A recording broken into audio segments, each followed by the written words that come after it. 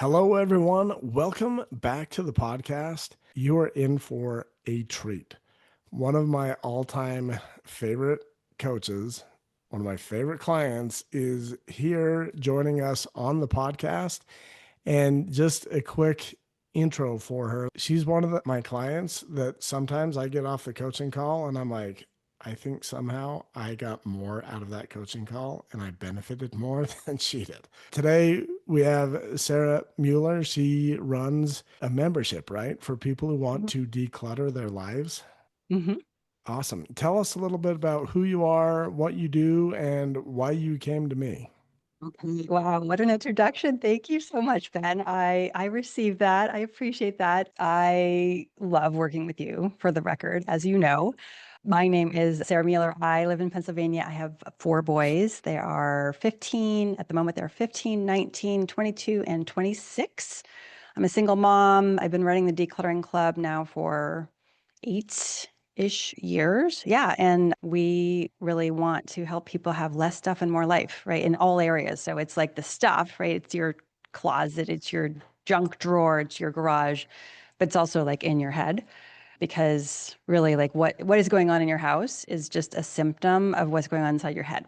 So that's what I do professionally. But as like parenting is not for the faint of heart. It's not for the weak.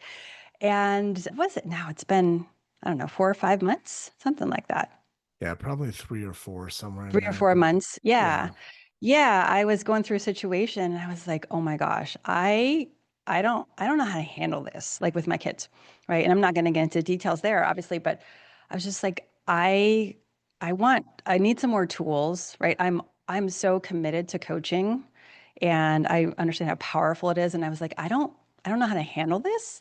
And so I need to get some professional advice on board. And a friend of mine said, you have to talk to Ben. Ben is the guy. So I reached out and we had a great call.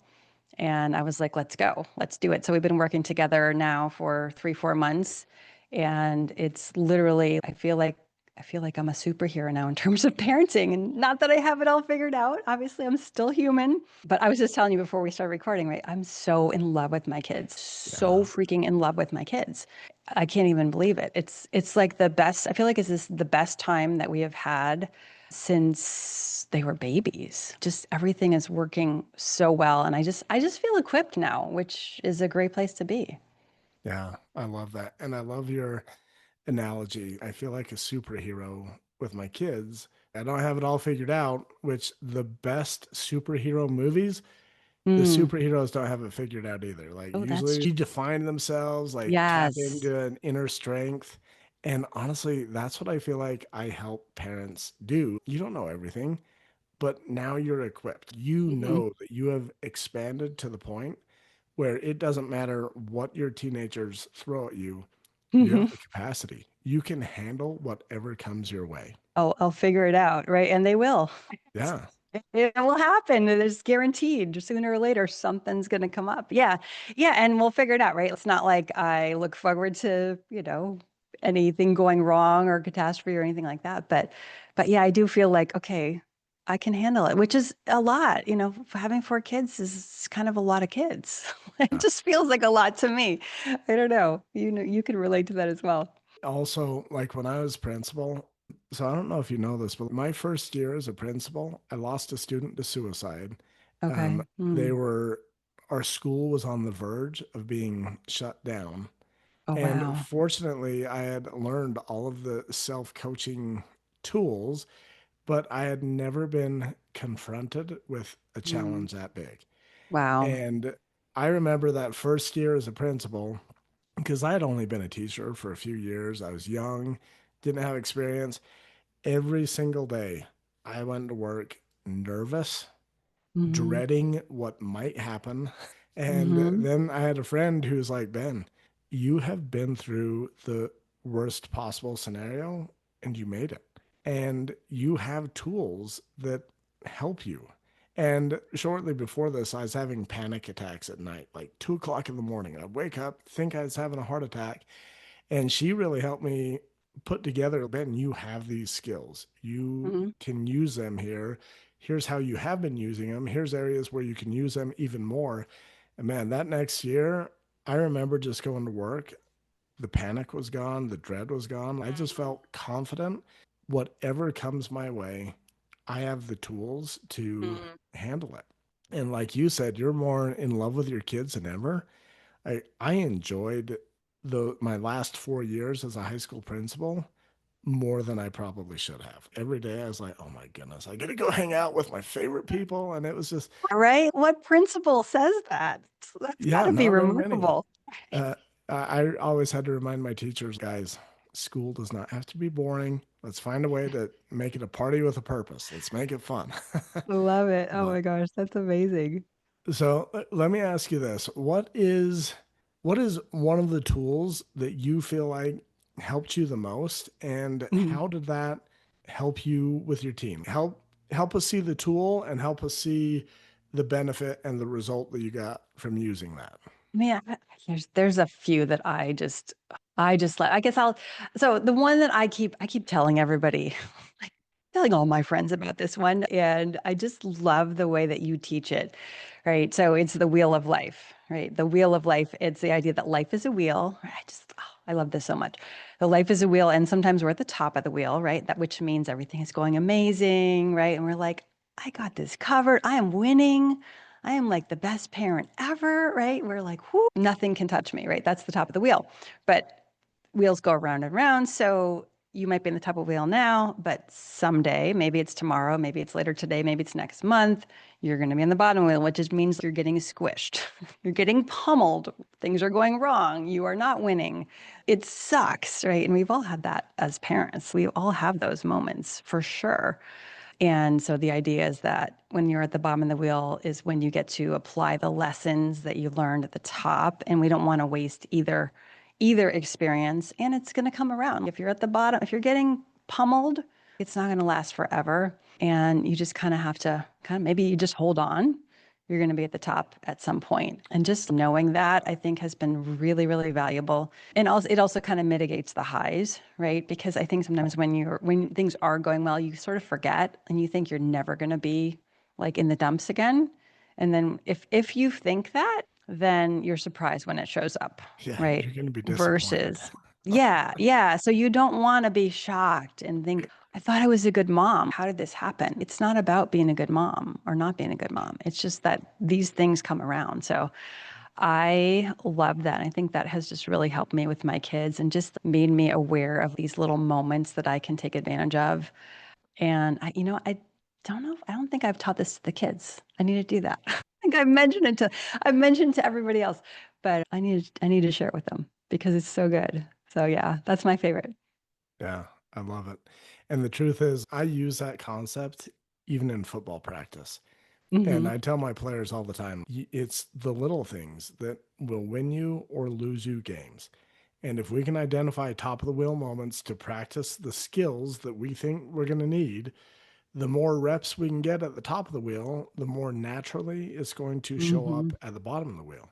And sometimes the bottom of the wheel, like if you just suck at, I don't know, maybe there's a certain thing between you and your team that really triggers you and you just fly off the handle, get super upset. Sometimes the bottom of the wheel does a really good job of informing you, hey, this is what we need to work on at the top.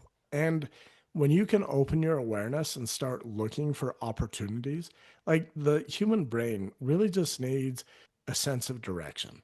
And if you can Mm-hmm. identify something at the bottom of the wheel and be like, I need to develop this skill, I'm going to start looking for opportunities at the top of the wheel. With that direction, your mind is going to be like, oh, here's an opportunity. Here's an Hmm. opportunity. Yeah, Um, sure. Funny thing about the bottom of the wheel, that's or the top, the whole wheel of life. That's one of my favorite things to teach. There was a teenager that I was working with. Actually, at the last Brooke Castillo mastermind I went to in Austin, I think that's when you and I were there. I got to hang out in person with one of my teenage clients. And the fun thing about this teenage client, he was a knucklehead and his parents got to the point where they're like, we're not paying for him to get coaching anymore because he's not changing. And I'm like, yeah, totally makes sense. Well, then I got paid And he's back on my calendar. And I'm like, well, this is weird. Apparently, they changed their mind. On that first call, this teen was like, I paid for myself to get coaching because I need more of what you have to offer. And the cool thing is, towards the end of our time working together, when he had paid me, I went and hung out with him in Austin and we're eating dinner together with his whole family. And this kid is teaching his family the wheel of life. And he's like, the wheel of life is like traveling up a mountain or something. And Mhm. the longer you are aware of the wheel and you stick with it, your bottom of the wheel moments are probably going to be higher than last Um, week's top of the wheel moments. I'm like, oh my goodness, this Wow. is so good. And this is a 17 or 18-year-old young man Mhm. teaching this. And one of the things I like to tell parents, like when they're like, I don't know if we can figure out how to work with you financially, I'm like, look, if a 17-year-old can figure it out, he would tell me how many windows he had to wash. We had to do so many window jobs so I could afford to do this. And I'm like, that's, I teach a concept, the difference between resources and being resourceful. Mhm. And man, that young man just tapped Wow. into resourceful mode. And anyways, Really? Yeah. So, yeah. So I love that you love the wheel of life. How quickly were you able to start seeing things change within yourself, within your family mm, dynamic? I think I saw changes right away. I mean, I've mentioned to you, I really like working one-on-one, getting help one-on-one. I just feel like that's really effective for me. So yeah, I mean, and each week, right, I would show up, but maybe I had something that was going on, or maybe we had a couple weeks where we had some pretty significant challenges. But I feel like I came away with every session going, okay, now again, I'm equipped, right? And going back to what you're saying about having a panic attack, I think anxiety is because we don't have a plan, right? If you have a plan, now it doesn't, you might still be like worried about stuff, Yeah. but you're like, okay, I know I have, I have plan B here. If this all falls apart, I know what I'm gonna do. And that's the difference between, being in panic mode versus being like, okay, I hope I don't need this, right? We hope we don't need the life vest when the ship goes down, but at least we have one and we know, okay, well, we can hang on to that. So I Yeah. feel like it was just super actionable, which I guess is the way that you work is we're showing up and you're like, okay, what's going on? Right. So then you give the tool that I needed in the moment and I was able to apply it pretty quickly. Yeah. And the way I try and teach it, I want it to be so simple, so Hmm. actionable that it's easy to do and Yeah. start getting those reps. And I'm sorry I do this, but to tie it back to football, I Hmm. live in a small town and sometimes we play bigger schools, and bigger schools typically have more bigger bodies. Hmm. Anyways, it is one of the things that I love is having the other team outweigh us. We Hmm. have dudes that you can tell are athletes, and we're maybe this small little scrappy team. And man, we walk into that game with as much confidence as possible because we have a plan. We Yeah. know that we have put the work in at the top of the wheel and we're prepared for whatever happens. And the other thing, this is weird. This is not what most coaches do. I teach my players, we're not attached to whether we win or lose. Like, we can't control whether we win or lose. We're attached. We want to show up and be the best man that we can be. And chances are, if we do that, we're going to win. Mhm. But if we don't win, how did we do playing within ourselves, playing true to our identity? And the same is true for parents. Like, when you have these skills, you can show up with confidence and you're not attached to what your team does or doesn't do because you know who you want to be. And the goal isn't to change your team, the goal is to be the parent that parents in alignment with your identity and who you want to be.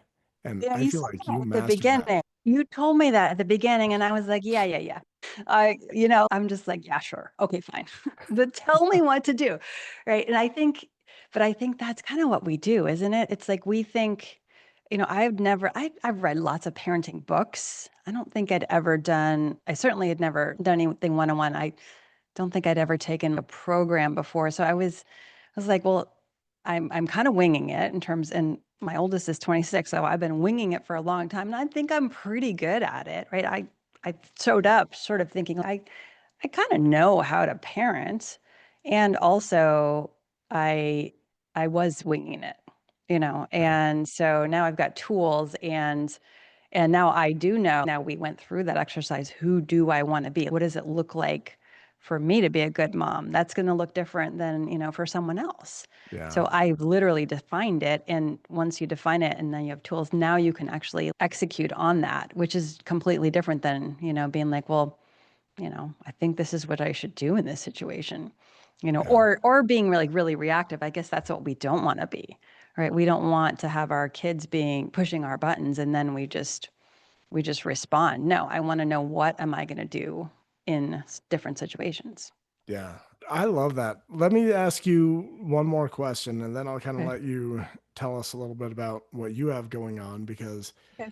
if any of my listeners are anything like me, they could probably benefit from a little decluttering in their life. But Maybe. first, I what is one thing if you could just give a message like either to your past self that you know is like Mm. about to experience this or even just to people who are listening, if you could give them just one takeaway that is, hey, if you want a better relationship with your teen or if you want to enjoy the experience of parenting your teens more, I would do this, like what would that gold nugget be?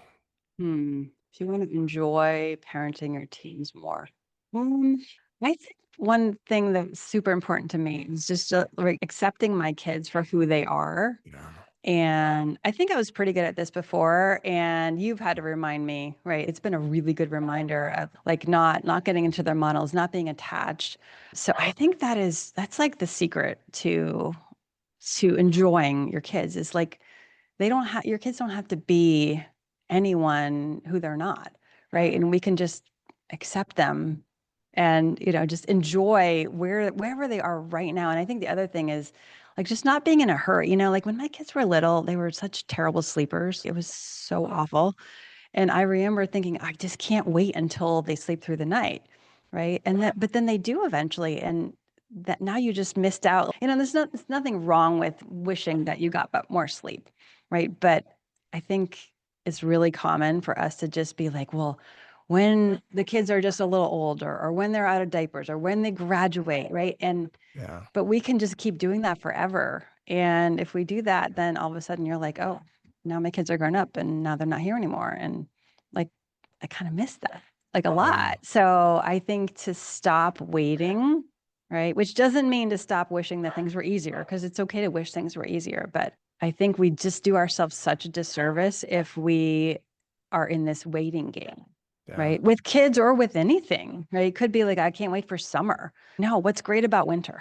Let's Yeah. figure that out, because if we could figure out what's great about winter, and I love summer, I hate winter, but if we can figure out what's great about winter, like now we don't have to wait for summer. Because what if Yeah. summer is like so hot and we don't like it as much as we thought? Like it's such a disappointment. So I think, just really being able to it's all about being present, right? Yeah. I think that is such a great skill that we don't have anything to change. We can just love today. Literally whatever. It's a Friday, you know?